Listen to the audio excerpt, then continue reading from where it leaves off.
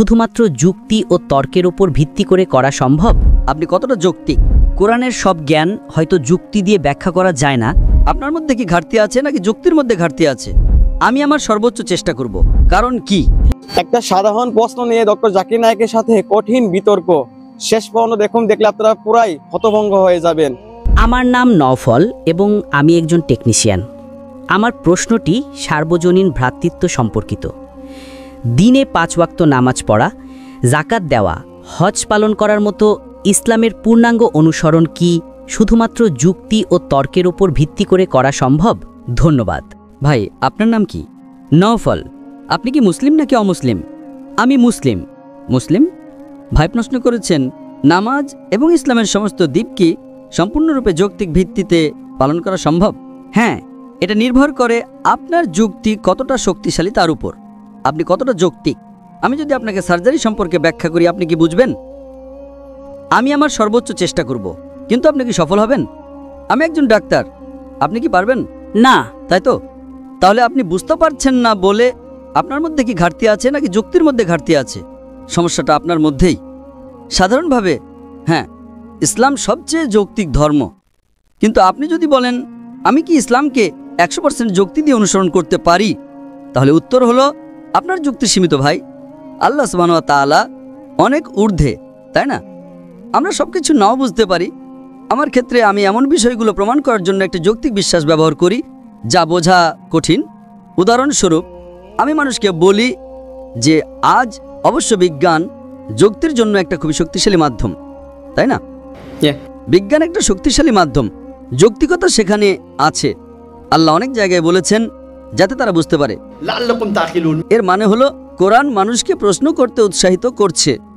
কোরআনে 332 বার এসেছে তারা জিজ্ঞাসা করল, এবং 332 বার আল্লাহ তাআলা বলেছেন বলো।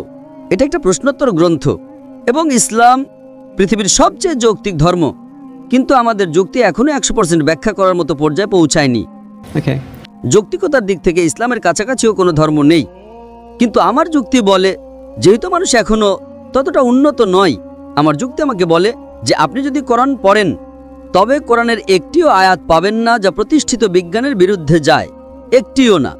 তবে কিছু আয়াত আছে যার উত্তর আমাদের কাছে নেই, কারণ আমরা এখনো ততটা উন্নত নই। সুতরাং কোরআনের একটিও আয়াত নেই যা প্রতিষ্ঠিত বিজ্ঞানের বিরুদ্ধে যায়, কিন্তু কিছু আয়াত আছে যেখানে বিজ্ঞান এখনো পৌঁছাতে পারেনি।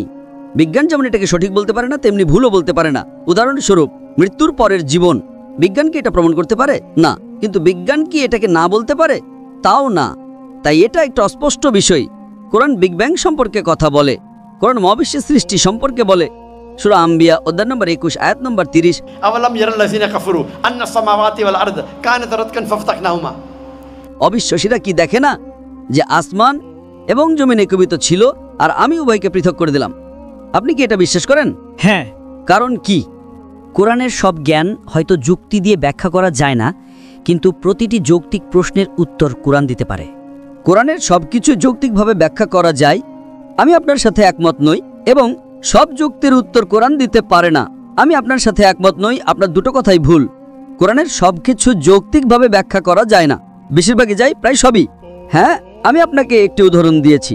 কোরআন মৃত্যুর পরের জীবন সম্পর্কে কথা বলে, হ্যাঁ আমি তার উত্তরও দিয়েছি, আলহামদুলিল্লাহ। আমি বেশিরভাগ প্রশ্নের উত্তর দিয়েছি, কিন্তু আমি এমন যুক্তি ব্যবহার করি যা বিজ্ঞানের চেয়েও ঊর্ধ্বে। আমি মৃত্যুর পরের জীবন কিভাবে প্রমাণ করা যায় তার উপর একটা লেকচার দিয়েছি। এখন সময় আমাকে তা বলতে অনুমতি দেবে না। আমার একটা সহজ যুক্তি আছে, তারপর আমি একটা ভিন্ন লেভেলে যাই। আমার একটা যুক্তি হলো, আপনি যদি আজ বিজ্ঞানের ভিত্তিতে কোরআন অ্যানালিসিস করেন তবে দেখবেন কোরআনের 80% বিষয় 100% সঠিক বলে প্রমাণিত হয়েছে। সুতরাং যদি বিশ্লেষণ করেন তাহলে দেখবেন কোরআনের 80% কথা বিজ্ঞান দ্বারা 100% সঠিক বলে প্রমাণিত হয়েছে, আর বাকি 20% অস্পষ্ট, যা সঠিকও না ভুলও না। যেমন জিন, মৃত্যুকরের জীবন, জান্নাত ও জাহান্নাম। সুতরাং যখন কোরআনের 80% 100% সঠিক প্রমাণিত হয় আর 1% বা 0.1%ও ভুল প্রমাণিত হয় না, তখন আমার যুক্তি বলে যখন 80% 100% সঠিক এবং 20% অস্পষ্ট, যার মধ্যে 0.001%ও ভুল নেই, তখন আমার যুক্তি বলে ইনশাআল্লাহ সেই 20% সঠিক হবে। সুতরাং এটা একটা যৌক্তিক বিশ্বাস, এটা যৌক্তিকতার উপর ভিত্তি করে প্রতিষ্ঠিত। আমি অযৌক্তিক নয়, যদিও কোরআনের কিছু অংশ যুক্তি দিয়ে ব্যাখ্যা করা যাবে না, কিন্তু আমার যুক্তি বলে যে বিজ্ঞানও এটাকে ভুল প্রমাণ করতে পারে না। সুতরাং এটা একটা যৌক্তিক বিশ্বাস। অন্য কোনো ধর্মগ্রন্থ এমন দাবি করতে পারে না। অন্য সব ধর্মগ্রন্থে অসংখ্য বৈজ্ঞানিক ভুল, অসংখ্য যৌক্তিক সমস্যা এবং গাণিতিক ত্রুটি রয়েছে। বুঝতে পারছেন? হ্যাঁ। তাই ইসলাম সবচেয়ে যৌক্তিক ধর্ম। কিন্তু আমরা কি সবকিছু যুক্তি দিয়ে প্রমাণ করতে পারি? আমাদের যুক্তি এখনো সেই পর্যায়ে পৌঁছায়নি। তাই আমি একজন দায়ী হিসেবে অনেক কিছু ব্যাখ্যা করার চেষ্টা করি, কিন্তু 100% পারি না।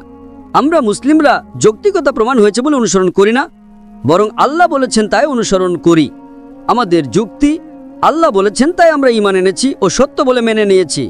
আমি বুঝতে পারি বা না পারি, যতক্ষণ নিশ্চিত এটা আল্লাহর কালাম, আমি এটা অনুসরণ করব।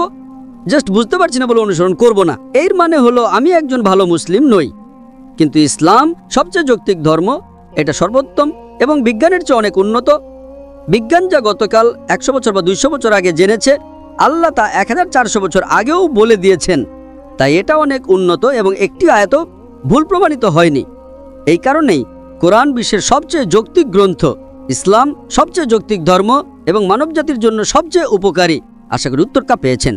আমি আশা করি এই ভিডিওটি আপনাদের কাছে ভালো লাগছে, অনেক কিছু জানতে পারছেন। যদি এই ভিডিওটি আপনাদের কাছে ভালো লেগে থাকে তাহলে এই ভিডিওটা একটা লাইক করে দিবেন। এমনই টাইপের ভিডিও যদি আপনাদের কাছে পছন্দ হয়ে থাকে তাহলে এই চ্যানেলটি আপনাদের জন্য। এই জন্য চ্যানেলটিকে সাবস্ক্রাইব করে পাশে থাকা বেল আইকনটি ক্লিক করে রাখুন। দেখা হইতেছে সামনে আবারও কোনো একটা ভাইরাল ভিডিওতে। সেই পর্যন্ত সবাই ভালো থাকুন। আসসালামু আলাইকুম।